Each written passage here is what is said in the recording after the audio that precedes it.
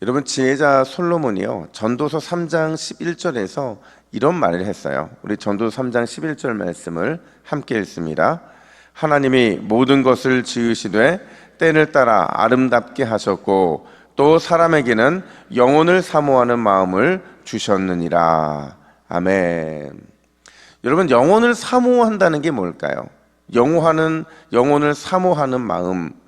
우리에게는 여러분, 시간에 두 가지 개념이 있어요. 하나는 영혼을 사모할 때 말하는 이 하나님의 시간인 카이로스라는 게 있고요. 또 하나는 물리적인 시간대인 크로노스라는 게 있어요.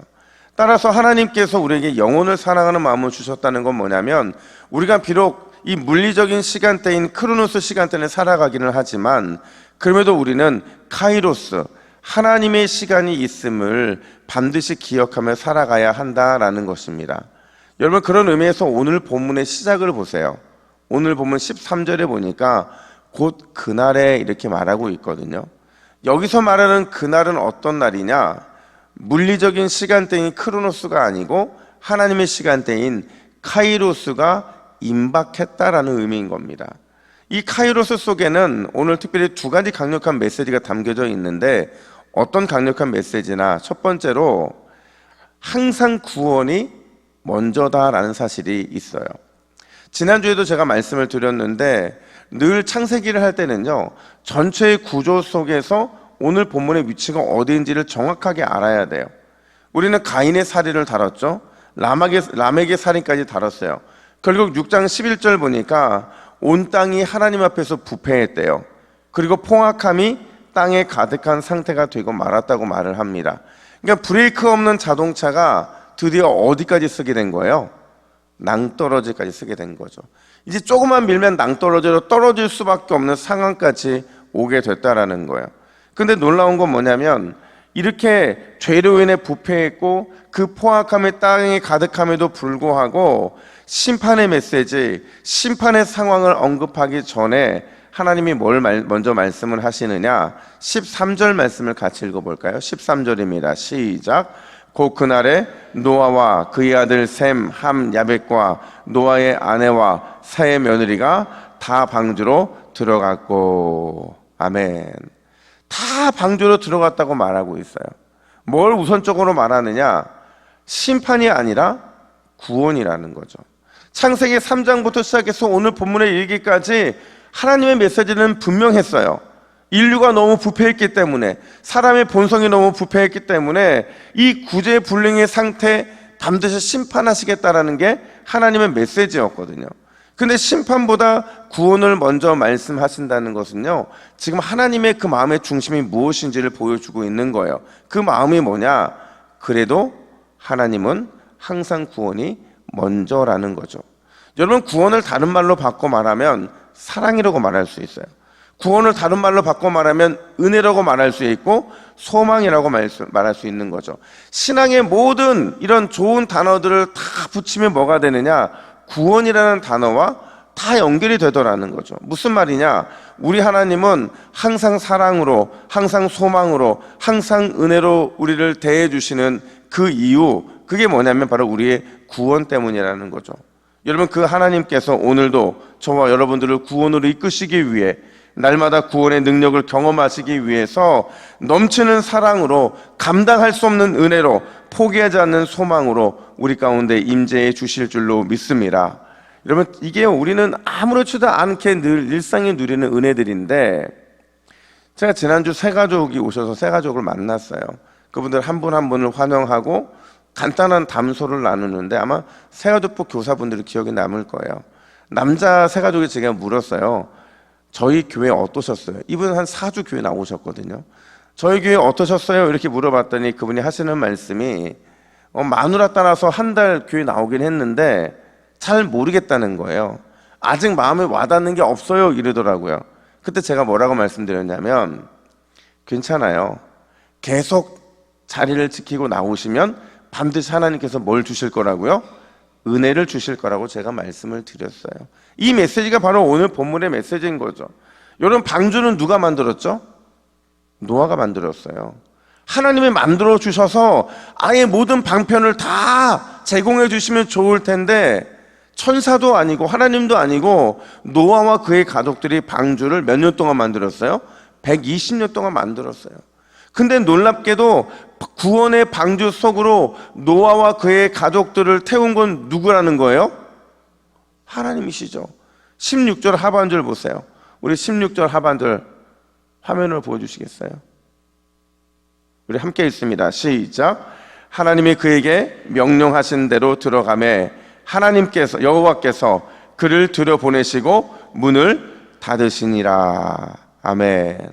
여러분, 하나님께서 그들을 들여보내셨대요. 그리고 문까지 닫아주셨대요. 이게 무슨 말이냐면 비록 지금 당장에는 아무런 변화가 없는 것 같아요. 마치 120년 동안 그냥 노아는 그냥 그 방주를 만들었을 뿐이죠. 하늘에 구름이 있는 것도 아니었고, 그리고 어떤 홍수의 이런 흔적도 없었고, 비가 내릴 거라는 징조도 없었는데, 그렇게 120년 동안 방주를 만들었더니 하나님이 뒤로 보내시고 닫으시더라는 거죠. 무슨 말이냐? 비록 지금 당장 아무런 변화가 없어 보이고, 그럼에도 불구하고 하나님, 구원의 하나님께서 반드시 넘치는 사랑과 감당하지 못할 은혜와 포기하지 않는 소망으로 우리에게 부어주시겠다라는 약속을 하고 계신 거죠. 여러분, 상상을 초월하는 구원의 역사는 하나님이 계획하시면 반드시 우리의 삶 가운데 이루어지게 될 줄로 믿습니다. 그 구원의 은혜, 구원의 능력을 오늘 이 새벽에도 경험하시기를 예수님의 이름으로 축복합니다. 뿐만 아니라 두 번째로, 이건 어제도 우리가 다뤘던 주제인데 근데 오늘 본문에 더 선명하게 나타나요. 뭐가 드러나느냐? 그럼에도 하나님은 우리의 죄를 철저하게 심판을 하신다라는 거죠. 분명히 구원을 말씀하셨어요. 그러면 희망적인데 다시 오늘 본문은 원래의 주제로 돌아와서 심판의 내용들을 다루어주고 있다는 거죠. 특별히 어떤 심판의 내용이냐? 죽음의 물결이 우리에게 닥쳐오는 것들을 보여주더라는 거예요. 이게 17절부터 24절까지 계속 반복이 되는데 17절 보니까 물이 많아졌대요. 또 18절 보니까 넘쳤대요.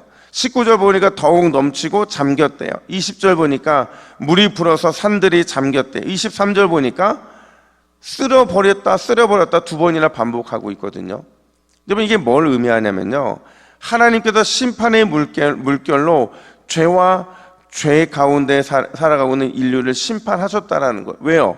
하나님은 어떤 하나님이기 때문에 그래요? 공의의 하나님이기 때문에 그런 거죠. 우리의 죄에 대해서는 철저하게 심판하시고 보응하시는 하나님이신 걸 잊지 말라는 거예요. 그렇다면 여러분, 왜 오늘 본문은 이렇게 심판의 과정을 상세하게 묘사해 주고 있는 걸까? 왜 이렇게 무서우리만큼 세밀한 심판을 강조해 주고 있느냐?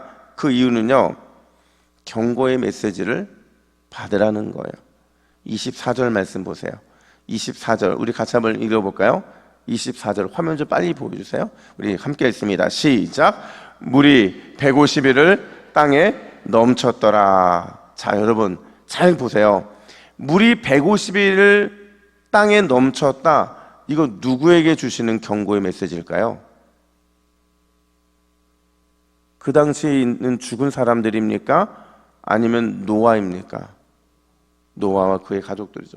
이미 150일 동안 땅에 물이 넘쳐서 온 인류는 다 죽었어요. 물이 150일에 넘쳤던 넘치지 않았다. 이거는 죽은 사람들에게는 아무런 의미가 없는 거죠.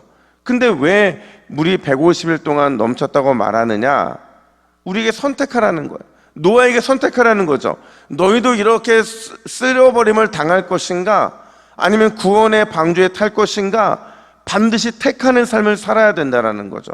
사랑하는 여러분, 하나님께서 우리를 죄로 인해 쓸어버림 당하는 자가 아니라 은혜를 받아 구원의 방주에 승선하는 자로 불러주신 줄 믿으시기를 축복합니다.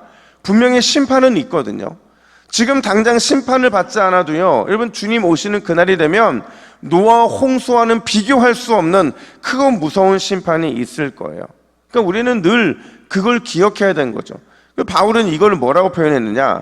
빌립보서 2장 12절 보세요. 우리 마지막으로 빌립보서 2장 12절 말씀을 함께 읽습니다. 시작. 두렵고 떨림으로 너희 구원을 이루라. 아멘. 여러분, 우리는 분명히 구원받은 백성들이거든요. 하나님의 구원의 인침을 받은 자들이에요.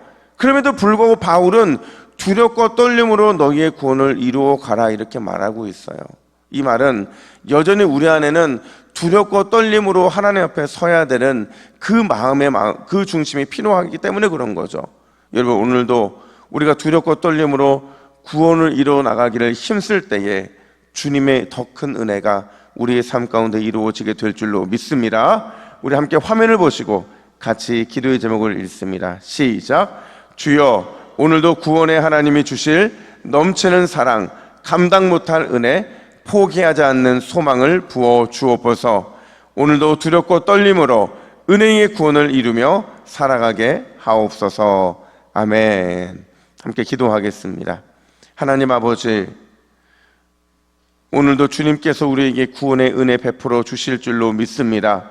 그 은혜는 감당하지 못할 넘치는 은혜일 줄로 믿사오니 이 은혜 가운데 두렵고 떨림으로 나에게 허락하신 그 구원을 더욱 이루며 살아가는 우리 모두가 될 수 있도록 인도하여 주시옵소서.